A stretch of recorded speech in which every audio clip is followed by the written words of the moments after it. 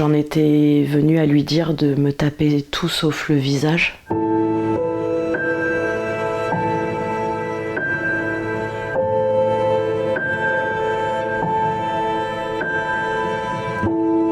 Au début, les premiers coups, je hurlais, sauf que quand les voisins tapaient au mur, après, il m'a dit « tais-toi, tout le monde va t'entendre crier ».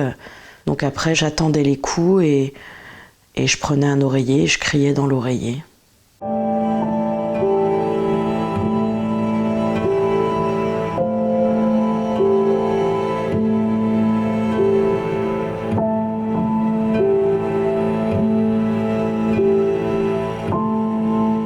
J'ai rencontré cet homme à l'âge de 18 ans. J'étais en école d'aide-soignante, tout allait très bien. C'était mon premier grand amour. Et au bout de 2 ans, il a perdu son travail. Et là, ça a été la descente aux enfers.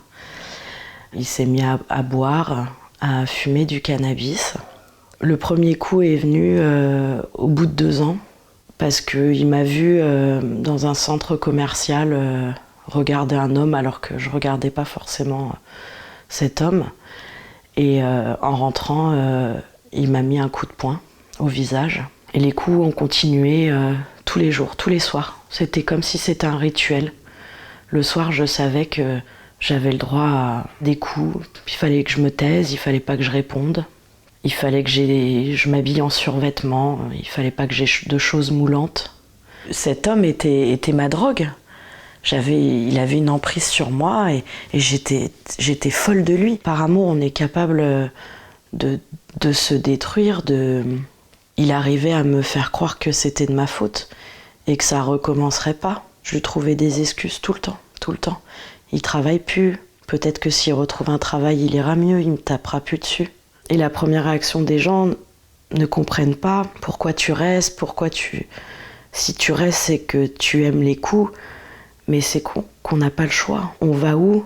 Moi, je passais des nuits, des fois, dans ma voiture, parce qu'on vivait dans un petit studio, et je me disais, allez, il t'aime, il m'envoyait des textos, reviens, je t'aime, ça recommencera plus, sans jamais s'excuser. Hein. Et puis j'y retournais, et puis on faisait l'amour, et puis ça se passait bien.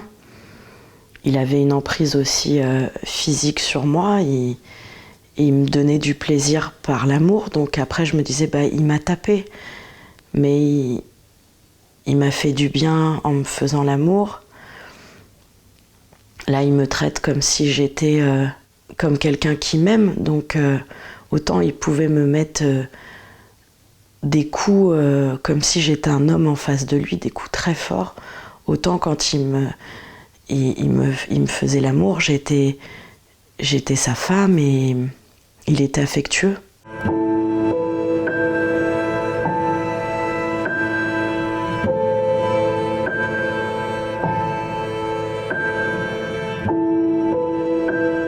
Les relations avec les autres n'étaient plus possibles parce que j'avais des bleus.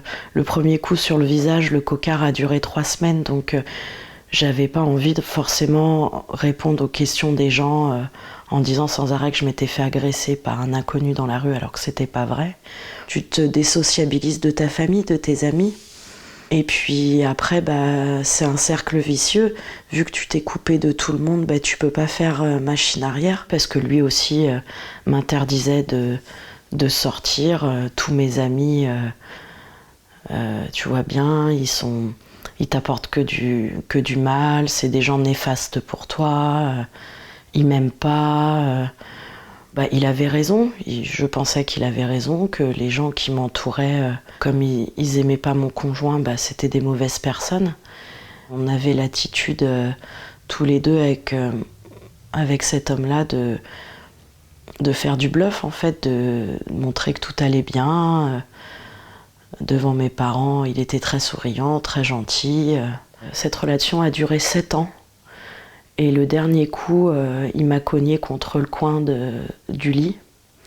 Et je suis tombée inconsciente. Il a été chercher les voisins. Et là, ça a été le déclic pour moi de partir.